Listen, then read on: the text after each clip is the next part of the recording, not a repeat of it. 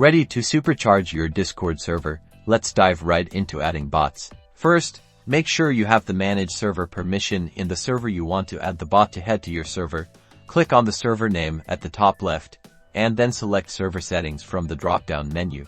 Now, let's find a bot. A great place to start is a Discord bot directory, like Top or Discord bot list. You can browse by category, search for specific functionalities, or check out the top-rated bots. Once you've found a bot that suits your needs, click on its page to learn more about its features and commands. Look for an Add to Discord or Invite button. This will usually be a bright, easy-to spot button.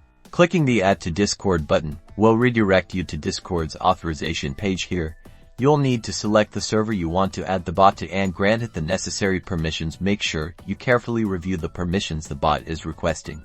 Choose your server from the drop-down and then click Authorize. You might also be asked to complete a CAPTCHA to prove you're not a robotronic, right?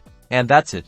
The bot is now in your server. It will often send a welcome message in a general channel or a channel you have designated for bot notifications, outlining its commands and how to get started.